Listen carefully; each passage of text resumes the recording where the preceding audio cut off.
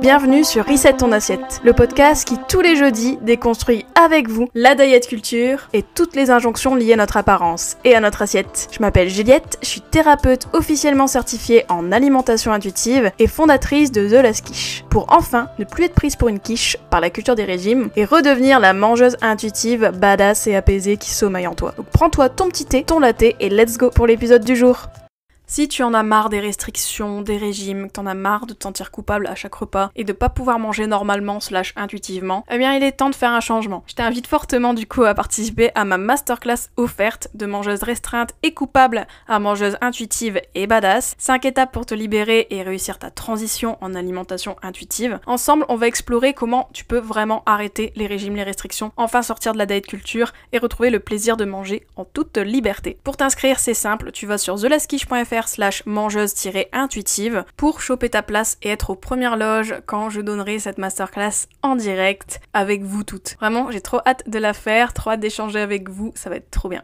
Bonjour à tous et bienvenue dans ce nouvel épisode de Reset ton assiette. Est-ce que l'alimentation intuitive marche vraiment ? Eh bien, aujourd'hui, on va répondre à cette question qui m'a déjà été posée et que bien sûr j'entends de personnes qui doutent de l'alimentation intuitive ou qui aiment bien, vous savez, il y a toujours des gens qui aiment bien détruire un peu l'alimentation intuitive, je sais pas pourquoi, mais... Et notamment, il y a des gens qui disent avoir essayé, entre guillemets, l'alimentation intuitive et d'avoir pas réussi, et que du coup ça marche pas pour eux, etc. Et donc aujourd'hui, j'aimerais revenir un peu sur ça, sur est-ce que l'alimentation intuitive marche et dans quelles conditions elle marcherait et dans quelles conditions elle ne marcherait pas. On va en parler dans cet épisode. Installez-vous confortablement et c'est parti. On va attaquer tout de suite. Bon déjà, est-ce que l'alimentation intuitive marche ? Bon, je vais répondre d'emblée à cette question en vous disant que oui, bien sûr, l'alimentation intuitive marche. Elle marche vraiment. Elle marche pour beaucoup de gens. Parce que l'alimentation intuitive, quand on me dit l'alimentation intuitive, ça marche pas. Bah en fait, ça veut rien dire parce que en fait, l'alimentation intuitive, c'est pas une doctrine, c'est pas une méthode, c'est pas un régime, etc. C'est vraiment, en fait, juste revenir à qui on était avant, c'est-à-dire des mangeurs intuitifs, c'est-à-dire des gens qui mangent normalement, sans qu'on leur dise quoi manger, sans qu'on leur dise comment manger, qui peuvent écouter leur corps, qui peuvent faire confiance à leur corps, etc. Ça, c'est une faculté qu'on a, qui est innée, qu'on a désappris, qu'on nous a enlevé, mais qui est innée. Donc, dire que l'alimentation intuitive ne marche pas, ça revient à dire que l'être humain n'est pas fait pour manger tout seul. C'est inconcevable. Dans ce cas-là, comment ils ont fait dans les autres époques, hein. Après, bien sûr, ce qui fait que l'alimentation intuitive est difficile aujourd'hui, c'est que il y a eu bien sûr l'émergence de la culture des régimes, qui a complètement détraqué notre relation à l'alimentation, au corps, etc. Parce que les autres siècles d'avant, ils mangeaient intuitivement. Ils mangeaient de manière à couvrir leurs besoins, et encore, ils n'arrivaient peut-être pas. On est aussi dans une période, une société, on a la nourriture en abondance, on a plus de nourriture, et du coup, on a même ce luxe de choisir les aliments qu'on veut manger, etc. Et la culture des régimes, elle vient en réponse à cette nouveauté, on va dire, dans nos sociétés modernes, c'est-à-dire le fait qu'il y a beaucoup de nourriture, et du coup, la culture des régimes tente de dire aux gens, écoutez, vous devez contrôler votre alimentation, vous devez contrôler votre corps si vous ne voulez pas grossir, si vous voulez pas manger à l'infini, etc. Comme si on pouvait pas simplement s'écouter et manger ce dont on avait besoin, sans forcément manger toutes les glaces et les magnums et les chips de la planète. Donc bien sûr que l'alimentation intuitive marche, puisque c'est pas une nouveauté en fait l'alimentation intuitive, c'est juste redevenir qui on était avant, qui on devrait être au final, quelqu'un qui mange de manière autonome. Le corps humain est fait pour faire plein de choses en autonomie, et c'est pareil pour l'alimentation. Et en fait, ce qui a fait qu'on a besoin de l'alimentation intuitive aujourd'hui, c'est qu'on est déconnecté en fait de nos signaux corporels. La culture des régimes et la sphère du bien-être a fait en sorte qu'on ne fait pas confiance en notre corps. On pense qu'on doit nous dire quoi manger, on pense qu'on doit contrôler notre alimentation, la mentaliser, l'intellectualiser, parce que sinon on ferait n'importe quoi. Et donc, fort de ça, à force de se déconnecter, soit pour perdre du poids, soit pour être en meilleure santé, etc., eh bien on perd notre capacité à reconnaître nos signaux de faim et de rassasiement, chose que normalement on devrait faire tout seul, on devrait faire de base. Et donc l'alimentation intuitive, son but, c'est de réparer cette déconnexion et nous permettre de manger en autonomie en fonction de nos besoins réels. Et cette déconnexion-là, c'est aussi ce qu'on observe dans les TCA, et c'est pour ça que l'alimentation intuitive est indiquée aussi dans le contexte des TCA. J'en avais fait un épisode d'ailleurs, parce que je sais que c'est quelque chose qui revient souvent, le côté l'alimentation intuitive n'est pas possible en cas de TCA, c'est faux. Evelyn Tribole et Elise Reich, les deux diététiciennes américaines qui ont créé l'alimentation intuitive, l'ont fait en l'appliquant directement à des personnes qui souffraient de troubles alimentaires. Et d'ailleurs, il y a des études de Richards notamment qui montrent l'intérêt de l'alimentation intuitive pour les troubles du comportement alimentaire. En fait, l'alimentation intuitive nous permet de déprogrammer tout ce qu'on a appris à cause de la culture des régimes qui nous a éloignés de notre capacité à être mangeur intuitif, tout simplement. Donc si l'alimentation intuitive ne marche pas, entre guillemets, c'est pas parce que manger intuitivement ne marche pas, c'est parce qu'on a abordé l'alimentation intuitive d'une manière qui fait que ça ne marche pas, et je vais vous expliquer pourquoi l'alimentation intuitive ne peut pas marcher, et je vais vous expliquer dans quelles conditions, en fait, l'alimentation intuitive ne marche pas réellement. Un des premiers quiproquos que je vois toujours sur l'alimentation intuitive et qui fait que du coup ça ne marche pas, entre guillemets, c'est que beaucoup de gens abordent l'alimentation intuitive comme si c'était un régime, comme si c'était une méthode. Beaucoup de personnes en fait attendent de l'alimentation intuitive qu'elle fasse comme les régimes, c'est-à-dire qu'elle nous dise quoi manger, comment manger, etc. Alors que l'alimentation intuitive, le but c'est pas de vous donner un plan alimentaire, pas du tout. Le but c'est, comme je vous disais tout à l'heure, de reconnecter à cette capacité d'être mangeur intuitif, qu'on a perdu à cause des croyances, à cause des nombreuses pensées critiques qu'on a sur nous, sur notre alimentation, etc. Et donc on attend de ça de l'alimentation intuitive, du coup ça marche pas, et surtout aussi on attend de l'alimentation intuitive la même finalité qu'un régime, c'est-à-dire la perte de poids. Et donc il y a cette idée de contrôler ou de maintenir un certain poids avec l'alimentation intuitive. Or, l'alimentation intuitive n'a pas pour objectif de contrôler le poids, ça je le dis tout le temps, mais c'est vraiment important de l'intégrer. Le but, c'est pas de peser un poids XYZ avec l'alimentation intuitive. Parce que quand on fait ça, on court-circuite totalement l'alimentation intuitive et son but originel. Et surtout, ça nous empêche de nous écouter. Il y a même des études, si vous n'avez pas écouté mon épisode sur les bénéfices santé de l'alimentation intuitive, je vous invite à aller l'écouter. Parce que justement, dans cet épisode, je parle bien des études qui montrent que si on attend un poids certain avec l'alimentation intuitive, eh bien c'est ça qui fait que l'alimentation intuitive ne marche pas, entre guillemets, parce que on enlève tous les bénéfices en fait. Notre score, entre guillemets, de mangeur intuitif n'est pas bon, puisque à force d'attendre un poids avec l'alimentation intuitive et de maintenir un poids ou de perdre peut-être du poids, eh ben en fait on n'est pas capable de restaurer la confiance qu'on doit restaurer en alimentation intuitive. Puisque l'alimentation intuitive, c'est pas un régime, c'est vraiment une thérapie, un processus thérapeutique basé sur la confiance de soi, basé sur la confiance en notre corps, le respect de notre corps, etc. Donc si on aborde l'alimentation intuitive en disant « Ok, je fais l'alimentation intuitive, mais je pense toujours que mon corps ne peut pas être écouté, je pense toujours que l'alimentation doit être contrôlée, etc. » Je ne déconstruis pas les croyances que j'ai sur les aliments, je pense toujours qu'il y a des aliments bons et mauvais, et ça me rassure de penser comme ça. Eh bien, l'alimentation intuitive ne marchera pas, ça c'est sûr. En fait, ce qui est important aussi à considérer quand on parle d'alimentation intuitive, c'est que l'alimentation intuitive, honnêtement, les 3/4 du boulot, c'est un boulot d'état d'esprit. C'est un boulot qui nécessite d'aller creuser nos pensées, d'aller creuser nos cognitions, nos croyances, etc. On dit souvent même que l'alimentation intuitive, c'est 80% d'état d'esprit et 20% d'alimentation. Et honnêtement, c'est quelque chose que je vois avec mes clientes en accompagnement. On passe beaucoup de temps quand même à travailler les croyances, à travailler les pensées, etc. En fait, on fait un vrai travail de thérapie, en profondeur en fait. Et donc du coup, l'alimentation, oui, ça fait partie de l'alimentation intuitive, mais au final, c'est qu'une très petite partie de l'alimentation intuitive. Parce que l'alimentation intuitive, ce qu'elle nous permet, c'est de reprogrammer un peu notre relation à l'alimentation, et surtout notre relation à nous-mêmes et à notre corps en fait. Et de rétablir cette confiance, cette sécurité avec son propre corps, et de dire, ok, mon corps, je peux le respecter, je peux lui faire confiance, il me dira toujours de quoi j'ai besoin, je peux écouter mes signaux sont fiables, mon rassasiement est fiable, j'ai pas besoin de me méfier en permanence de mon corps, etc. Et bien ça, ce changement d'état d'esprit par rapport à notre corps fait que, in fine, on rétablit un meilleur rapport à la nourriture, en fait, tout simplement. Et ça, ce mindset-là, cet état d'esprit-là, est hyper important parce que ça va aussi irriguer notre propre rapport au corps, ça va irriguer notre rapport aux autres, etc. Parce qu'on aura confiance en nous et on aura une meilleure estime de nous. Parce qu'au final, c'est les pensées, les croyances, etc. qui façonnent notre comportement alimentaire. Le comportement alimentaire, c'est un peu la partie émergée de l'iceberg, mais derrière, la partie immergée, c'est beaucoup un travail d'état d'esprit, de croyances, de pensées, etc. Et c'est pour ça, du coup, qu'il y a beaucoup de gens qui n'arrivent pas, entre guillemets, avec l'alimentation intuitive. C'est parce que ils traitent le côté alimentaire de l'alimentation intuitive, c'est-à-dire qu'ils vont se dire « Ok, donc l'alimentation intuitive, c'est écouter sa faim, son rassasiement, ok, je vais le faire. » Mais par contre, tout le travail de mindset, tout le travail d'état d'esprit, tout le travail de déconstruction des croyances, que ce soit lié à l'alimentation, mais aussi à notre corps, et aussi au fait de c'est quoi être une femme en fait. C'est quoi la valeur d'une femme au final. Est-ce que c'est son apparence, est-ce que c'est sa beauté? Est-ce que la valeur d'une femme repose sur la minceur? Est-ce qu'elle repose sur la beauté, etc. En fait, il y a toutes les croyances qu'on a internalisées par rapport à la beauté, à la minceur, à la santé, etc. qui sont à déconstruire, à revoir, à reprogrammer différemment. Et c'est ça aussi qui fait que du coup l'alimentation intuitive, c'est beaucoup un travail d'état d'esprit, c'est beaucoup un travail de pensée, puisque on est obligé, entre guillemets, de passer par là, de changer tout ça si on veut profondément changer la vision qu'on a de nous-mêmes, la vision qu'on a, in fine, de notre alimentation et de notre corps.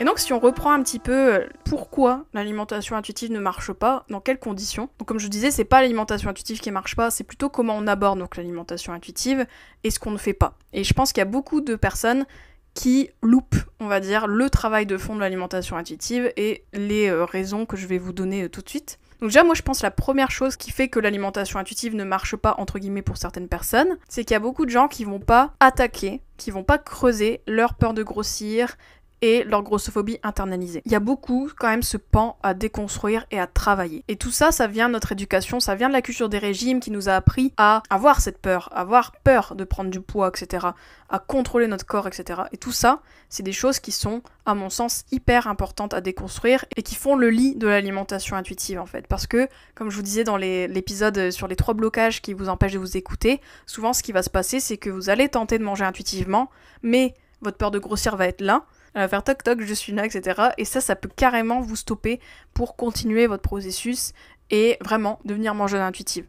Donc si on creuse pas la peur de grossir, si on cible pas la grossophobie internalisée qui est là et qui fait qu'on n'arrive pas à manger intuitivement, et ben on n'arrivera pas du coup à manger intuitivement et à vraiment profiter des bienfaits de l'alimentation intuitive en fait. Et donc le rapport au corps, la peur de grossir, c'est quelque chose qui à mon sens est indissociable du travail alimentaire entre guillemets pur qu'on peut faire en alimentation intuitive, dans le sens que si vous travaillez pas sur votre image corporelle et la vision que vous avez de votre corps et d'accepter votre corps où il en est, au poids où il est censé être, etc., eh bien c'est sûr que l'alimentation intuitive ne marchera pas et ça ne va pas marcher vraiment, entre guillemets, pour vous, quoi. Il faut dépasser ses croyances, il faut être prêt à attaquer ce morceau qui est pas facile, hein, et je pense qu'il y a beaucoup de professionnels qui ne sont pas à l'aise de parler de peur de grossir, qui ne sont pas à l'aise de parler de grossophobie, et pourtant c'est ça qui fait que, in fine, on arrive à manger intuitivement. C'est si on dépasse toute cette peur et toute cette obsession liée à l'apparence, au poids, et qui est du coup lié au rapport au corps et aux croyances qu'on a, du coup, de notre corps. Donc ça, c'est aussi une raison pourquoi l'alimentation intuitive ne marche pas, entre guillemets, pour certaines personnes. Mais aussi, autre chose, je pense que beaucoup de gens n'arrivent pas à concevoir avec l'alimentation intuitive, c'est que, souvent on va me dire, oui mais moi, je me fais pas confiance. Donc j'arrive pas à manger intuitivement, j'arrive pas à manger plus intuitivement, faire l'alimentation intuitive, entre guillemets, parce que je me fais pas confiance. Mais, en fait, il faut se dire que l'alimentation intuitive, le plus gros du boulot, donc comme je vous disais, c'est beaucoup l'état d'esprit, et l'état d'esprit lié à la confiance en soi. C'est-à-dire que c'est sûr que c'est normal que vous ayez pas confiance en votre corps aujourd'hui, parce que c'est la culture des régimes qui nous a appris à nous méfier de notre corps.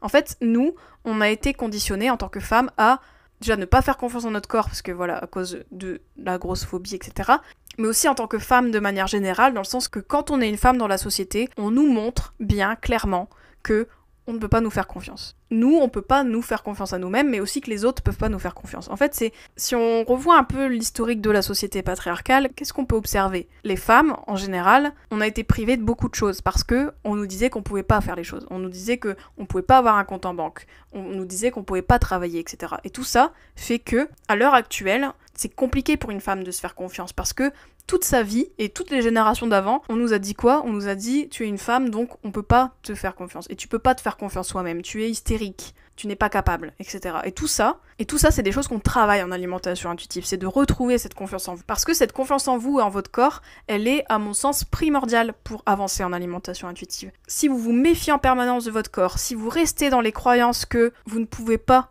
le faire, vous n'êtes pas capable, vous n'êtes pas bonne, entre guillemets, vous ne pouvez pas faire les choses, eh bien c'est sûr que l'alimentation intuitive ne marchera pas puisque vous ne pourrez pas avancer en fait. Parce que vous pensez en votre fort intérieur que vous êtes cassé, que c'est pas possible. Et ça, de croire ça de vous, c'est ça qui vous empêche de vous écouter à l'heure d'aujourd'hui. Et je pense qu'il y a beaucoup de gens pour qui c'est une réalité, elles n'arrivent pas à se faire confiance. Mais du coup, le travail va être sur ça, sur comment on va retrouver cette confiance en vous? Comment faire en sorte que vous avez confiance en votre corps et qu'il vous prouve que vous pouvez lui faire confiance, mais que vous aussi, vous lui montrez patte blanche et que vous lui donnez votre confiance également. Tout ça, je trouve, c'est quelque chose qu'on travaille énormément en accompagnement et qu'on va faire aussi dans mon programme Croque Madame.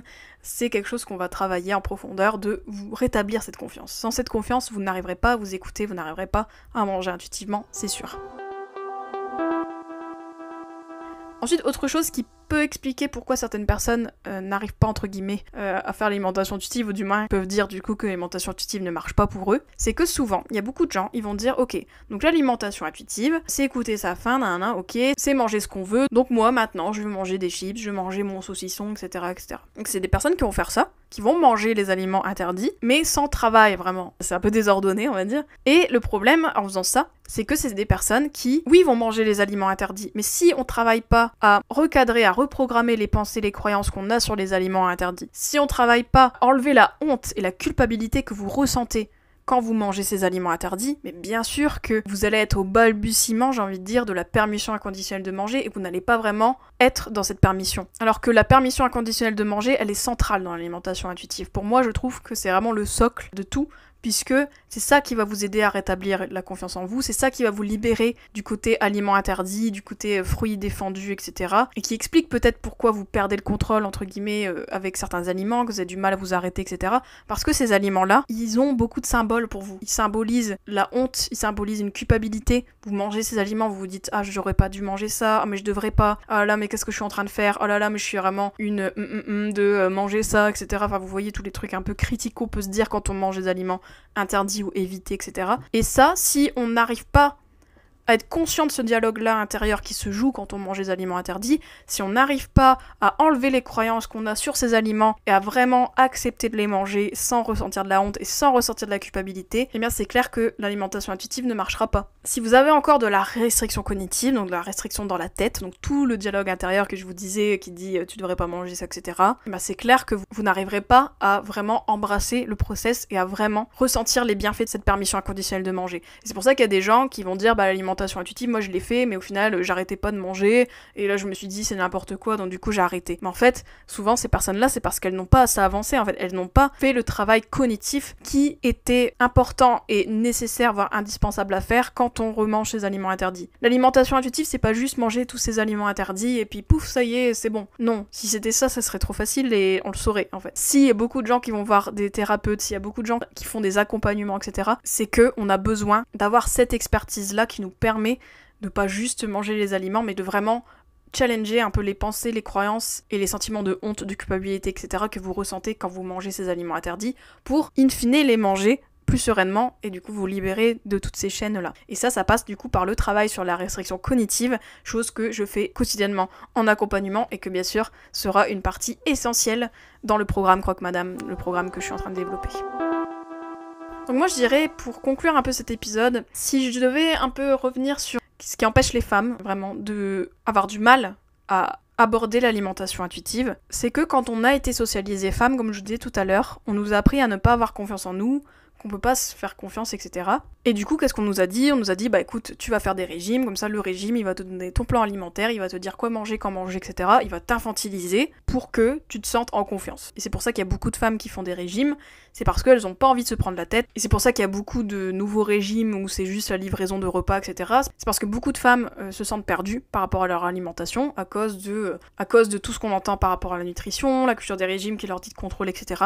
Et donc, elles ont besoin qu'on leur donne une structure, qu'on leur donne des plans, etc. Et ça, si vous avez été dans la culture des régimes, si vous avez suivi des régimes, des rééquilibrages alimentaires, etc., vous êtes sans doute habitué à ce genre de choses, habitué à ce qu'on vous donne, à ce qu'on vous dicte quoi manger et le faire, et juste être la bonne élève qui suit le plan, etc. Alors que l'alimentation intuitive, c'est pas du tout ça. On vous dit pas quoi manger, en fait, parce que ça sera à vous, en fait, de déterminer vos besoins, etc. En fait, on vous redonne votre autonomie en alimentation intuitive. Et bien sûr, ça peut sembler vertigineux quand on commence l'alimentation intuitive. On se dit, ok, par où dois-je commencer, qu'est-ce que je dois faire, etc. Et c'est pour ça que c'est très important d'être accompagné dans votre démarche, puisque moi, ce que je fais avec mes clientes, moi je leur donne une structure, je leur donne un cadre, mais qui n'est pas infantilisant, au contraire, c'est plutôt un tremplin pour elles, pour reprendre leur autonomie et voir qu'elles peuvent se faire confiance. Mais c'est clair que c'est toujours rassurant d'être accompagné et d'être chaperonné un peu dans ce process-là, et c'est pour ça que je vous invite fortement à vous faire accompagner si vous sentez que vous avez besoin de structure, si vous sentez que vous avez envie d'être dans un process d'alimentation intuitive, vous le faites un peu solo, mais c'est un peu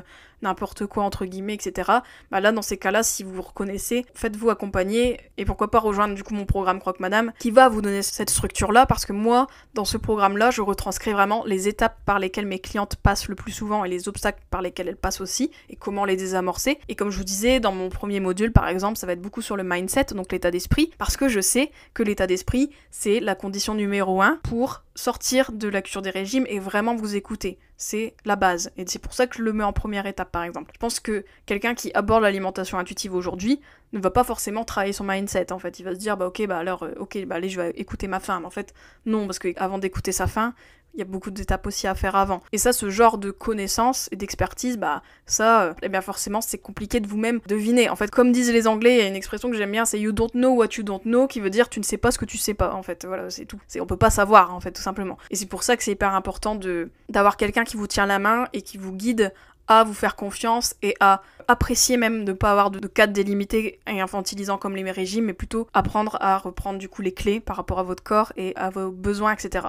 Donc ça, c'est une chose qui est difficile, je pense, en alimentation intuitive, le manque de structure. Et aussi, autre chose qui fait que certaines personnes peuvent dire que l'alimentation intuitive ne marche pas pour eux, c'est que l'alimentation intuitive, qu'on se le dise, c'est une thérapie, et ça demande beaucoup d'engagement, ça demande un haut niveau d'engagement. Parce que, comme je vous disais, l'alimentation intuitive, comme c'est un travail d'état d'esprit avant tout, eh bien ça demande de vous impliquer totalement dans le process. Ça vous demande de, oui, creuser des choses qui peut-être sont difficiles pour vous. Vous allez devoir vous engager, vous allez devoir vous mettre en avant en fait et faire le travail. Moi par exemple dans mes accompagnements je le vois tout le temps et je leur dis tout le temps, moi je suis là pour vous guider mais le travail c'est vous qui devez le faire, c'est vous qui devez vous engager et c'est ensemble qu'on travaille bien sûr, mais il y a quand même cette composante que vous allez devoir vous retrousser les manches, oui. Vous allez devoir vous impliquer, vous allez devoir creuser vos pensées, vos croyances, etc. Déprogrammer beaucoup de choses. Mais au final, pour être tranquille pendant un paquet d'années, en fait, faut se dire que l'alimentation intuitive, il y a un gros du travail qui est pas évident à faire, hein, bien sûr. Mais c'est un cheminement profond qui vous transforme véritablement, et vous allez du coup l'entendre en plus que l'alimentation intuitive transforme les gens, vous allez l'entendre dans le prochain épisode, mais vraiment, c'est à quel point le cheminement est profond en fait, en alimentation intuitive. Parce que l'alimentation intuitive, c'est un cheminement profond qui transforme vos pensées et votre relation à l'alimentation pour toute votre vie. Vraiment, c'est quelque chose, c'est un investissement en fait, faut voir la chose comme un investissement. Le travail que vous faites maintenant, vous n'allez pas le refaire 15 fois, heureusement. Oui, ça demande beaucoup d'engagement, mais pour être tranquille et enfin manger sereinement et librement pendant toute votre vie. Parce que c'est rare que quelqu'un qui ait fait l'alimentation intuitive oublie ce qu'il a fait en fait. Alors bien sûr, il y a des moments plus difficiles, des fois on a besoin de revoir des bases, peut-être des fois on a besoin de reparler avec notre thérapeute par exemple sur certains nouveaux défis qu'on peut avoir en alimentation intuitive, certes, mais qu'on a fait le gros de l'alimentation intuitive, qu'on a beaucoup déconstruit, qu'on a beaucoup travaillé sur nous, etc., du coup qu'on s'est engagé beaucoup, eh bien vous pouvez être sûr que vous allez récolter les fruits, et ces fruits-là, ils sont tellement savoureux, quoi. C'est la liberté alimentaire, c'est la liberté d'être qui vous êtes dans le corps que vous avez, etc. C'est retrouver confiance en vous, c'est retrouver une meilleure estime de vous, etc. Tout ça, ça vient avec l'alimentation intuitive. Donc oui, ça transforme des vies, mais ça demande bien sûr de l'engagement. Et parfois, faut plonger dans le grand bain si on veut un jour peut-être nager jusqu'à la prochaine rive, quoi. Voilà. Donc je dirais que pour les gens qui disent que l'alimentation intuitive n'a pas marché, moi je pense que du coup, ce n'est pas l'alimentation intuitive qui ne marche pas, au contraire, puisque l'alimentation intuitive, il y a au moins plus de 200 études qui prouvent ses bienfaits, notamment pour les TCA également, et qui est vraiment une super thérapie. Mais beaucoup de gens l'abordent donc de la mauvaise, entre guillemets, façon, dans le sens qu'ils pensent que c'est un régime, ils pensent que c'est un nouveau plan, une nouvelle méthode, etc.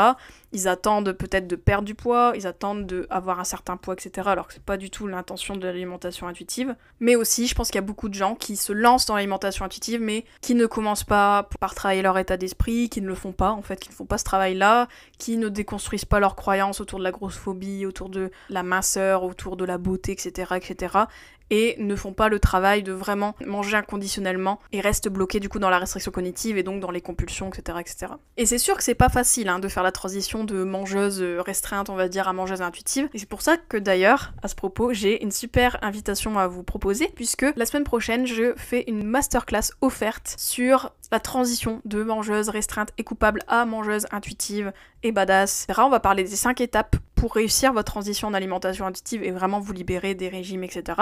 Donc n'hésitez pas à vous inscrire, donc c'est totalement gratuit, donc vous allez sur thelaskish.fr/mangeuse-intuitive et on va creuser beaucoup de choses qu'on a survolées ici. On va revenir vraiment sur les étapes pour faire cette transition. Et en plus, vous pourrez me poser toutes vos questions en live, donc ça va être un super moment, toutes les filles seront là, etc. Donc j'adore faire des masterclass, honnêtement. Je suis vraiment comme un poisson dans l'eau, et en plus de ça, moi, ça me permet de vous voir, de vous entendre, de vous lire en direct, etc. Enfin, il y a vraiment une ébullition, je trouve, dans ces moments en direct. Donc j'espère que vous serez de la partie. Donc n'hésitez pas à vous inscrire. Donc le lien est en description de cet épisode. Et je pense vraiment, si vous écoutez ce podcast, allez à cette masterclass qui sera full valeur ajoutée et vous repartirez avec beaucoup d'enseignements. Et en plus de ça, bien sûr, si vous souhaitez rejoindre mon prochain projet, prochain programme Croque Madame, qui est vraiment un programme mais aussi un accompagnement de groupe, c'est tout un parcours thérapeutique pour vous aider à appliquer l'alimentation intuitive, à surmonter les obstacles que vous rencontrez et que vous allez peut-être rencontrer, avoir une structure, avoir du soutien, etc. Bref, vraiment, ça sera le programme pour devenir mangeuse intuitive. Donc je vous présenterai officiellement Croque Madame, ce qu'il contient, etc.